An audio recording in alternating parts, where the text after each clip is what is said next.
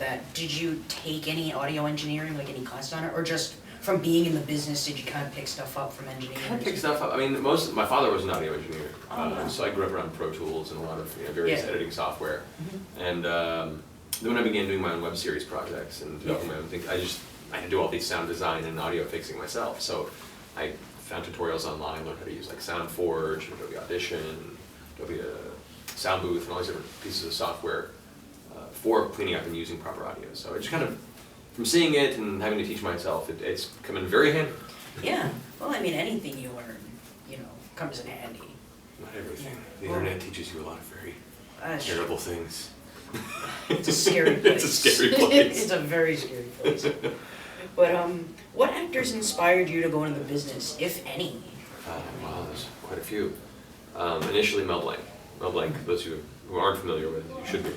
He was the voice of practically every major Warner Brothers character, like Bugs Bunny, Yosemite Sam, Pepe Le Pew, Social Cat, Daffy Duck, like everyone. And so I remember as a kid growing up watching these cartoons that I did a biography on him in 4th grade. Everyone else was doing George Washington, Abraham Lincoln, and I do Mel Blanc because I'm that kid. So he was a huge inspiration for me growing up. And then from there, getting into more modern day cartoons like Darkwing Duck, Jim Cummings was always a huge inspiration to me. Being able to work with him on Thundercats was a huge nerd boner moment. I was just like, oh my god, you're Min's from Baldur's Gate, oh wow. Rob Paulson, also a huge inspiration. And then even more recent years, Steve Bloom, of course, is incredible. Yeah. And so being able to work with these people that I, looked up to has been a tremendous experience that I can't even quantify. Yeah. So, continue going. Are there any fandoms you're really into, like you're really nerdy and passionate about? Oh, I've got a bunch. We all know that. Yeah. No, I mean, I grew up with a very heavy fandom for Final Fantasy since the first one for NES, and 6 is still my favorite in the series. 7 being a close second, just because that affected me so heavily when it came out. But yeah, I'm a huge Final Fantasy nut. I have a huge shelf in my office with 8 or 9 different Cloud figures and 8 or 9 different Sephiroth figures, including like limited edition Lego-esque Kingdom Hearts versions that fall apart all the time. So that was a pretty big fandom of mine. Other than that, like Avatar: The Last Airbender, love that cartoon. Love that cartoon. I have a bunch of posters I got off Etsy in my apartment of like the Lost Appa poster, or like the waterbending scroll. Doctor Who, been a huge Doctor Who fan since Baker when I was a kid. Oh, wow. And Dungeons and Dragons. I'm a huge role-playing game nut, so I've got a bunch of books, I run a bunch of campaigns. I'm a huge nerd. Nothing wrong with that. I don't, not at all. Any dream roles that you'd like to have? I mean, it's already kind of done, and George Newgar does a great job, but Sephiroth is always a character that I'd love to take a crack at. If they ever did an update to Final Fantasy VI, I would love to do Edgar Figueroa. Chrono Trigger, Magus. I would kill to be Magus in a Chrono Trigger something. And as far as like D&D stuff's concerned, I would love the chance to be Driz Dorn, the Dark Elf Ranger, for all of you D&D geeks out there. But of course, who doesn't want to be Driz? That was the problem with Driz. Everyone was making Dark Elf Rangers for a while. Those are the ones that pop in my head in immediacy, yeah. Yeah. What do you find is the hardest part of anime dubbing? It's much more technical than a lot of other recording because the animation is already created. It's already set to a specific lip flap and a pace and a tone, and sometimes pauses in places where it is a little awkward for the English language. And so a lot of people say when they hear the English dub, they're like, oh, they changed the words. And it's like, well, that's required because it has to fit the lip flap while still getting the same idea across. That's where the interpreting comes through in the script, and that's kind of the real challenge of that. And a good dub really shines through when, even in spite of changing the actual specific translation, you still get the same emotions and feeling across. And so for the actor, it's a very technical process because you have to concentrate on the timing of the lines, the timing of the syllables to match the flap on the screen, to finish on time, and still convey a very believable performance in character. So I take it as a really fun challenge. I do. Yeah, that's great. I notice you talk a lot with your hands. Are you more... are you more animated in the booth, or are you more stationary? Well, you have to be pretty stationary as far as your head's concerned, just for mic technique. If you wander off mic, the audio can't be used. The rest of me, though, tends to flip. When we do group recordings for like pre-lay animation where they have the whole cast in there, we had a joke going for a long time about my personal space bubble of danger, where people were, if they were too close, they were in danger of suffering physical damage from my flailing.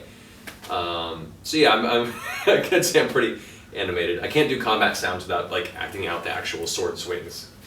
Once again. Like, do you have any specific like gestures that help you get in a character, or do you physicalize it? Yeah, if the character is very regal or military, I'll tend to like put my hands behind my back and just kind of have that proper posture type element. It just brings more of an air of intrigue or important station. If they're more of a guttural bestial creature like an orc or a creature, I'll tend to, lean forward and get a bit more creature-esque and beast-like for my physicality works for it. So yeah, I tend to physically embody the characters, sometimes without even realizing it, and the director calls me out, and it's a good laugh at my expense. Nah, it's fun.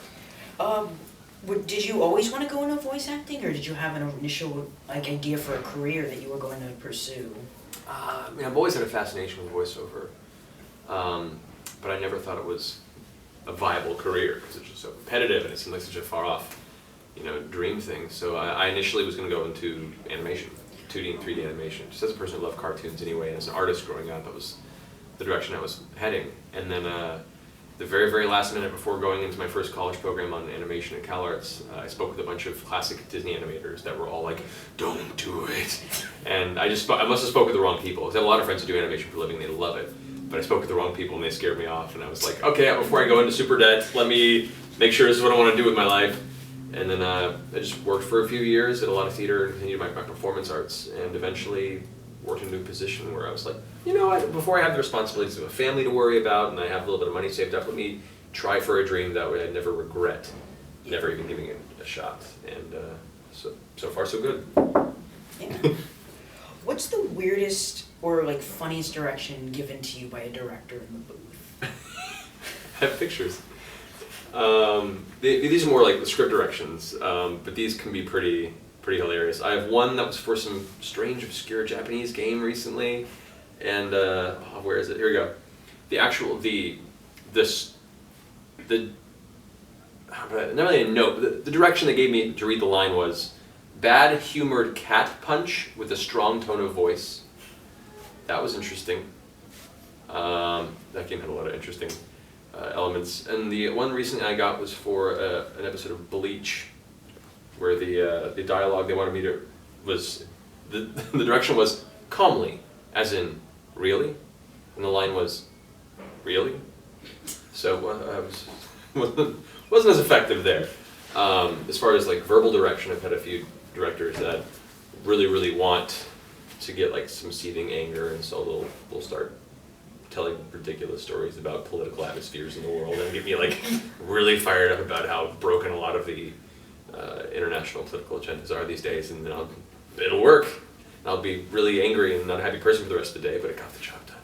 Yeah. Are there any lines that you've said that have really captured you, or your favorites, or?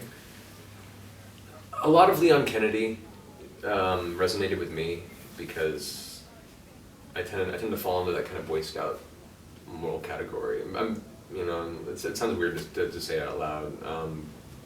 I don't know, it can be misinterpreted, but I tend to be a very self-sacrificial person for other people, and so a lot of his drive and a lot of his character in that is sometimes folly, but nevertheless, I understand his reasons for doing so, and in a lot of cases, at the end, also not getting the girl, and I'm very familiar with that. Leon had a lot of stuff that I really resonated with as a character, and then